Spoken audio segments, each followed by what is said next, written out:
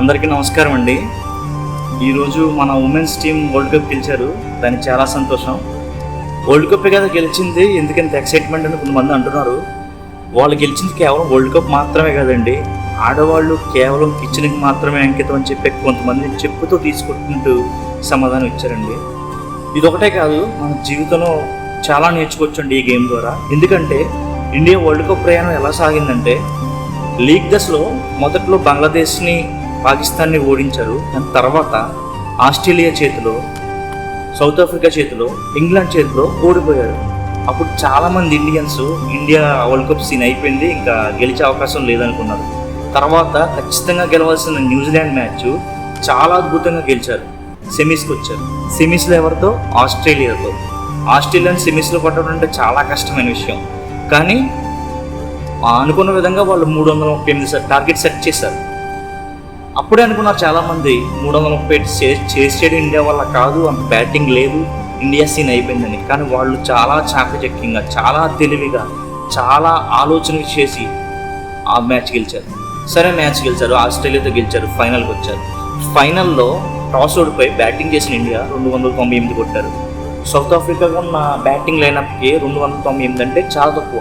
ఎందుకంటే వాళ్ళ దాంట్లో 9వ నెంబర్ వరకు కూడా బ్యాటింగ్ ఉంది. అయినా సరే వీళ్ళు ఎక్కడా గివప్ ఇవ్వలేదు, పోరాడారు. ఫైనల్లో చేసిన ఫీల్డింగ్ ఎఫెక్ట్ ఉంది చూసారా, అది అల్టిమేట్. వాళ్ళ జీవితంలో మళ్ళీ ఎప్పుడైనా చేస్తారో లేదో తెలియదు. ఎందుకంటే వాళ్ళు ప్రతి ఒక్కరి కళ్ళలో కసి కనిపించింది.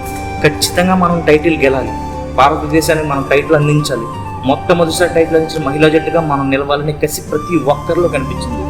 మీరు గమనించారో లేదో, ప్రతి బాల్కి హర్మన్ప్రీత్ తన గుండెల మీద చేసుకుని తనకు తాను ధైర్యం చెప్పుకుంది.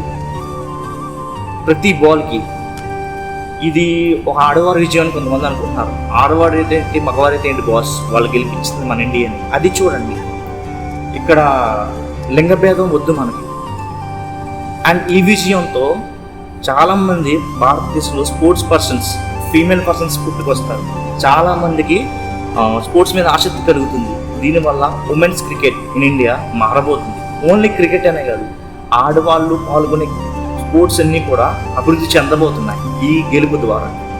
అక్కడ రోహిత్ శర్మ కళ్ళలో నీళ్లు చూస్తే అర్థమవుతుంది ఈ గెలుపు ఎంత ముఖ్యమో. 2023లో తను చేజార్చుకున్నది ఈరోజు మన అమ్మాయిలు సాధించారు. దాన్ని నిజంగా చాలా గర్వపడాలి. మిథాలీ రాజ్ కూడా చాలా ఎమోషన్ అయింది. ఎందుకంటే 2005లో, 2017లో కూడా ఓడిపోయారు. కానీ 2025లో మన అమ్మాయిలు సాధించారు. నిజంగా మనం ఆనందించాల్సిన విషయం. సెమీఫైనల్లో ఆస్ట్రేలియాతో గెలిచిన తర్వాత ఫైనల్కి అప్పుడు దాకా టికెట్లు బుక్ అవ్వలేదు. కానీ ఫైనల్ టికెట్లు సెమీఫైనల్ మ్యాచ్ అయిన తర్వాత బుక్ మై షో క్రాష్ అయింది టికెట్ బుకింగ్ కోసం. అంటే మన ఇండియన్స్ అంత ట్రస్ట్ చేశారు వాళ్ళని. కొంతమంది ఎల్ఐ గెలుస్తారు అన్న వాళ్ళు కూడా ఉన్నారు, కానీ స్టేడియం ప్యాక్ అయిపోయింది. అక్కడ ఆడుతుంది విరాట్ కోహ్లీయో, లేకపోతే రోహిత్ శర్మ, లేదా MS ధోని లాంటి వాళ్ళు కాదు, మన అమ్మాయి. కానీ స్టేడియం ప్యాక్ అయింది. ప్రతి ఊళ్ళో మెయిన్ సెంటర్లో స్క్రీన్లు పెట్టుకుని మరీ మ్యాచ్ని చూశారు. ఇది మన ఇండియా సాధించిన విజయం. దీని నుంచి మనం ఏం నేర్చుకోవాలి? ఈ వరల్డ్ కప్ జర్నీ చూసి మనం ఏం నేర్చుకోవాలి? ఎక్కడ గివప్ ఇవ్వద్దు. ప్రపంచాన్ని జయించాలంటే ముందు నిన్ను నువ్వు నమ్ము.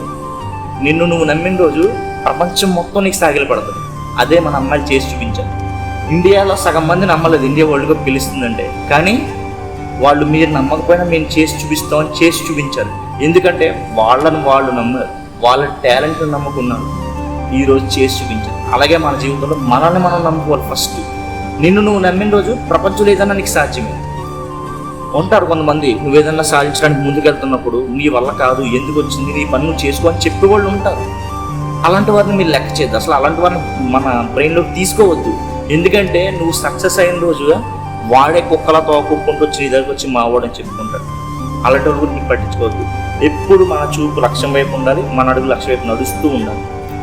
జీవితంలో ఓటమిని ఒప్పుకోవద్దు, గివప్ ఇవ్వద్దు. Try and try until you die. ఇది జీవిత సత్యం. Once again congratulations women's team India and entire whole team in own India. జై హింద్, జై భారత్.